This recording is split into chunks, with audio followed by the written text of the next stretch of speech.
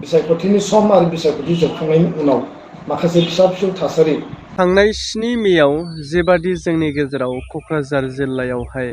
भटनि समाव जेरैबायदि गावजों गाव नारा नाथा बुलायनाय जाथाया जालांबाय दा बिनि सोमोन्दै दिपेन बर' बिथां सारा मैयानि समावहाय खुगा बेखेवदों बा बिनि सोमोन्दै माखासे बाथ्रा बुंदों दा बिनि सोमोन्दैनो नोंथांमोननि गेजेरावहाय फोरमायनो थाखाय नैबे भिडिअखौ लानानै फैदों लोगोसे बे भिडिअखौ आं दा दसे उनावहाय होनो थांफिनगासिनो दङ दा बिनि सिगां बयखौबो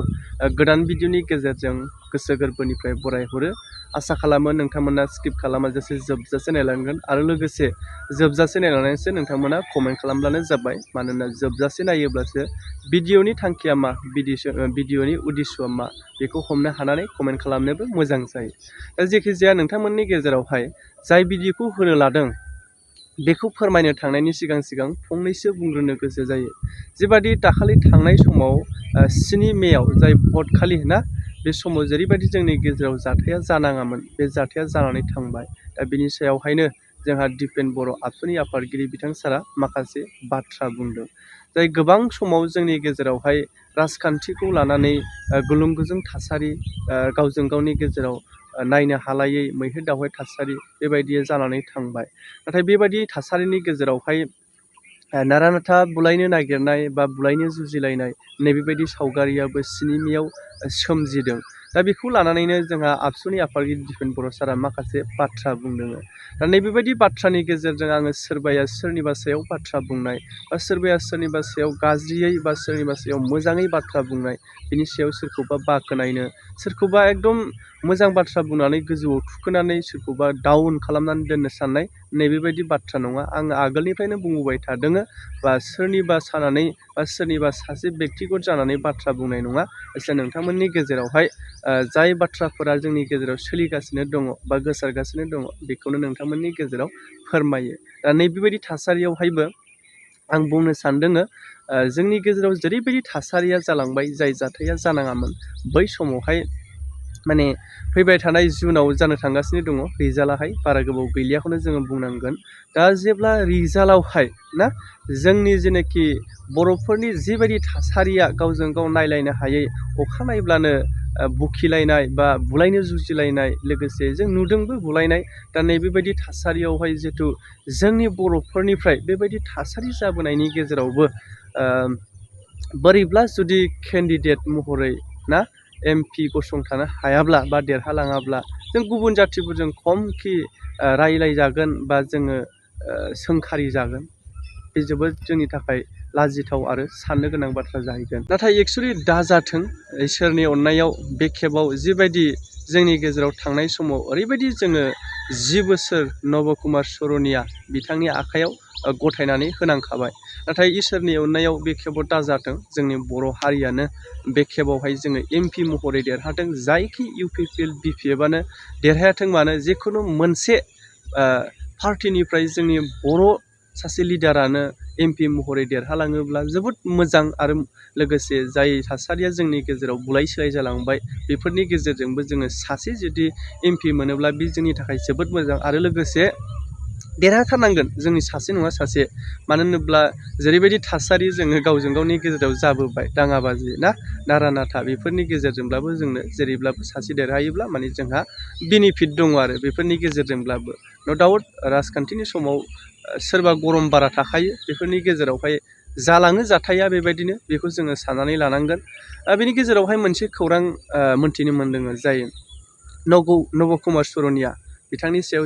जेबायदि अबजेक्सन खालामनानै बिथाङाथ' गेलेनो मोनखायासै नालाय दा बेबायदि थासारियाव बिथांखौ बिहारावसो भट मागिहैनो गोनां जाबाय होननानै मिथिनो मोननाय जादों दायो समावहाय नैबे जोंनि क'क्राझार 1 नं लकसभानि ST आवहाय बिथाङा जायगा मोनाखैसै नालाय आरो लोगोसे इयुनावबो बिथाङा मोनखानाय नंलिया दायो माने मोनथिनो मोननाय बायदिब्लाहाय बिथांखौहाय जेनाखि बिहारावसो भट बिहैनाय बा मागिहैनाय गेलेहैगोन नैबे थासारिखौ बिथांखौ नुनो मोननाय जादों दा जेखि जाया बे जोंनि थाखाय मोनसे मोजां खामानि जाय पंकज इस्लारि आरो लोगोसे जाय जनकलाल सारमोना बिनि सायावहाय मोजां खामानि मावनायखौ जोङो बाख्नायनांगोन आरो बेनि गेजेरावहाय माखासे ओरैबायदि नन STफोरा हाबसोनानै दाखालिनि समावहाय गेलेबावनाय दंबावो ना बेनि गेजेरावहायबो बिथांमोनखौबो जिहेथु लासैनो बिथांमोननि सायाव एक्सन लानानै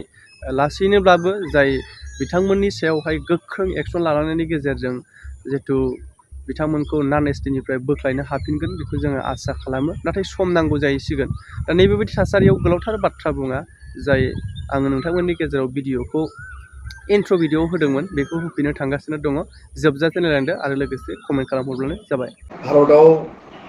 जि जेनेरेल इलेक्सन लकसभानि बे सोलिबाय थादों। आसामाव मोनथाम फेजनि जालांबाय, फार्स्ट, सेकेन्ड आरो थार्ड फेज। आरो खोब गोजोन आरो सान्थि परिबेसनि गेजेरजों कुनु हिंसायारि थासारि जायाबासिनो बा रावनिबो जिउ खहा जायाबासिनो गोजोननि गेजेरजों बिसायख'थिया बारलांबाय। नाथाय बिनि गेजेरावबो बिसायख'थिनि सम आरो बिसायख'थि जोबखांनायनि उनाव माखासे फिसा फिसौ थासारि बा एसे हिंसायारि थासारि जानो नागिरनाय जोङो परिबेसखौ दिनै नुबाय थादों। आरो स्पेसियेलि बिटिआर ओनसोलनि क'क्राझार लकसभा समस्तिनि सिङाव जोङो नुदों जे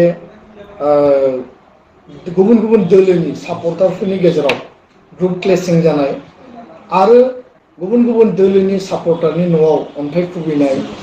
बा गारियाव अन्थाइ खुबैनाय बेबायदि थासारिखौ जोङो नुदों आरो खौराङाव जोङो मोनबाय थादों।